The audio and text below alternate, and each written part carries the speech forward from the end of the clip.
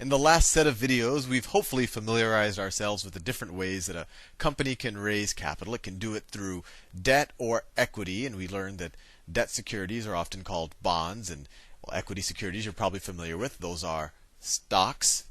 And then I left you with a cliffhanger, and let me draw it so I don't get ahead of myself. So if these are the assets of a company, and it was able to generate these assets. So there's a couple of ways you can generate assets. You can get investors through equity, and we've done several videos on that. You start with the angel investors, or maybe your rich uncle, and then you get venture capitalists, and you do an initial public offering, and then you can do follow-on offerings, and so on and so forth. Now we see governments will buy equity in you if you are a bank that's too big to fail, but we'll do a whole playlist on that. So equity, that's one way that you can get cash or get capital so that you can buy assets to run your business. The other way is you can borrow money from people. So the equity holders, they become, these are actually the owners of the company. So you might have been part of the equity holder and you have to sell some of the equity or sell some shares in your company for someone else to give money, and then they become kind of like your partner. And the other way is you could borrow money. Let me draw that. That will just put generally as liability. Debt isn't the only kind of liability, but that's a pretty reasonable simplification for now. There's other things. And general liability means you owe something to somebody in the future. Liabilities. No, not liability. Well, yeah, these are liabilities. So these are liabilities. And we'll assume right now that your debt is your main liability. You might have other liabilities. You might have some type of legal liability where someone is suing you, or you had sprayed asbestos on a bunch of playgrounds, thinking that it was actually good for the playground equipment, and now there's all of this liability because, well, you get the idea. But for now on, we'll have the simplification that debt is your liability, and we said, well, there's different kinds of debt. If you securitize it, it's often a bond. Right? That'd be a certificate that says it's an IOU from a company and it'll pay you coupons or interest and so forth. Or you could also just get regular bank debt where you owe the bank money. And I left you with the question the last time around. I said, let's say this company goes into bankruptcy, and let's say that these assets aren't worth what we think they are. Right? In this world, if we just had to sell off these assets, fine. The equity, the debt guys would get paid off, and then the equity guys would get left over with whatever else. So let's say if on our books, so whenever you hear things like book value, and I've done a couple of videos on book value versus market value, but the book value is essentially what you have it on your accounting books. You say that this is worth $10 million. Right? Let's say we've bought land and factories and whatever else worth $10 million. Let's say your debt is $6 million. $6 million, and your equity would be worth $4 million. And let's say for whatever reason the economy turns south, or maybe this was some type of business that's now not viable, so it's going to go into bankruptcy. And I'll get a little bit more specific on the different types of bankruptcy, but we're assuming liquidation, right? Actually, I'll just get specific right now.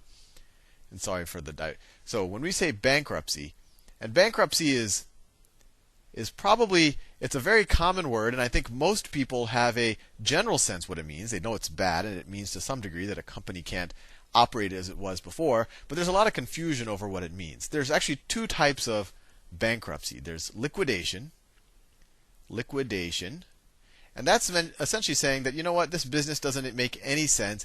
It doesn't make sense to have the employees and run the factories. You're never going to make any money, so you might as well just sell everything you have. You liquidate it all. That's one type, and that falls under the category of Chapter 7. And we're just talking about corporate bankruptcy right now. There's also personal bankruptcy, and maybe we'll do a couple of videos on that. It might be especially relevant in this economy. Well, the other type is reorganization or restructuring.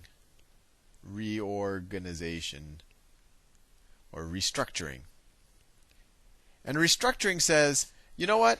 This factory here, it's actually making something useful. It's actually generating money. And actually, we can get more value for what we have here if we keep it running. And we'll just keep it running, and we'll restructure the company. And usually that means changing this side of it. So maybe we'll cancel some debt and all of that. And I'll show you how that's done in a reasonably fair way. But just to understand kind of a simplified scenario, let's take liquidation into consideration. So let's say that this was my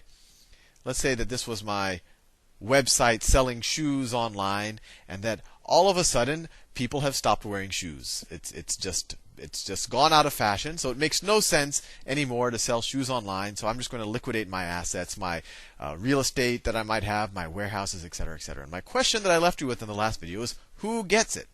So let's say when we liquidate it, so we go into bankruptcy, and essentially all of the assets are taken into possession by the bankruptcy court. They're going to sell these assets, and let's say when they sell them, they don't get $10 million for these assets.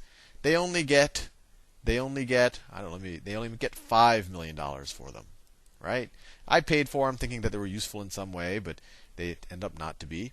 So my assets, let me see if I erase them. Let me erase some things. And I just realized when I talked earlier about, there's two ways to raise capital. There's a third way to raise capital, right? You can sell shares, you can issue debt, you can borrow money. And then obviously the third way is to actually just make money, right? Once you start a company, hopefully you generate earnings, and that'll also generate cash or capital that you can reinvest in the business. And we'll talk about that. But I just want to make it clear that that's obviously the best way to generate capital for your business, is when the business itself generates capital. So let's say that these assets, when you actually sell them off, aren't worth $10 million anymore. That they're worth, let me make the pointer smaller, they're worth $5 million. $5 million. So my question in the last video is, who gets this $5 million? Do you somehow split it evenly between all of these people, or does one of them get more of it, or one of them gets less of it? And I think you'll get a sense, but based on where I took the $5 million out of, who gets the money. It's the debt holders. And the way I drew it right here, you can kind of view it as you go up in this direction, you're getting more senior. More senior. Or if you're going down in this way, you're getting more junior. And seniority, when you talk about a company's capital structure, is just, if there's anything left, who gets their money first? And even within the debt, you'll have different layers of debt. There might be different debt holders who have different levels of seniority. So this one might be called senior secured debt. Senior secured debt. Senior means they're high up on the stack, that they're one of the first people to get their money. And secured means that there's actually some collateral on the asset side that they get if the company can't pay. So maybe this is like a piece of land, right? So just in kind of our everyday personal finance world, your mortgage is actually secured debt. It's secured by the collateral of your home. If you can't pay the debt, the bank comes and takes your home. It forecloses on the property. So that's what secured means. It means that there's some collateral, and in the event of a bankruptcy, this guy can immediately go and get the collateral that his debt is secured by. So this is considered a very, very senior form of debt. Senior secured. Then you might have here, senior unsecured,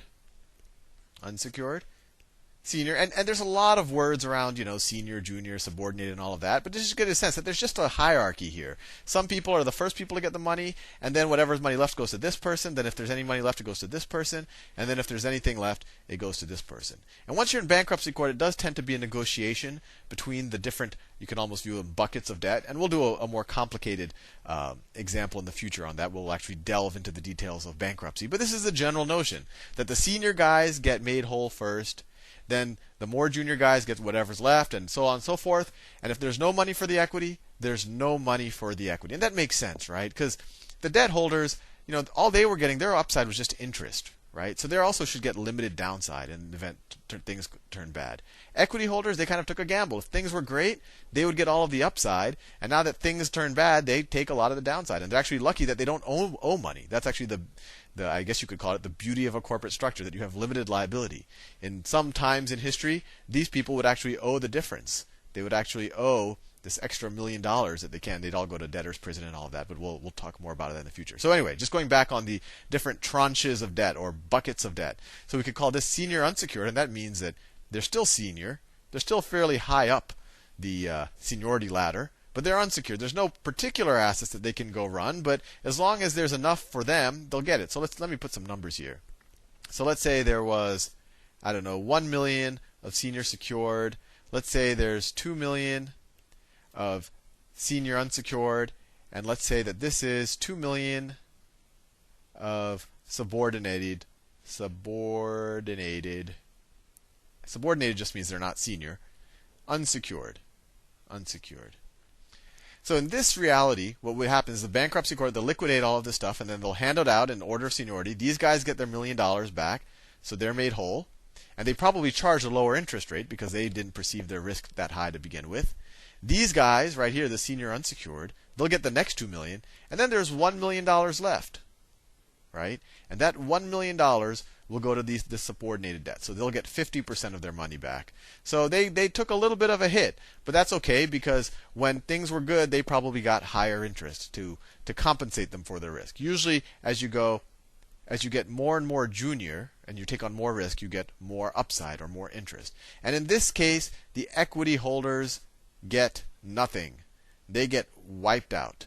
So it just goes to zero. So that's the answer to the question I said, who gets the money? Well, it's the debt holders get first dibs. And if there was actually, let's see, if there was, I don't know, if there was $7 million here instead of $5 million, then you would have paid, so if this was 7, you would have paid the 6 off completely, and then the equity holders would have gotten $1 million. And so they would have gotten something if there was enough money to hand it to them. Anyway, in the next video, I'll cover, this was liquidation, where we just say this isn't worth running, let's just give it all away, or let's sell it and give it back to our creditors. In the next video, I'll talk about reorganization, where we say, hey, you know what? This business is a good business, it just has too many liabilities. See you in the next video.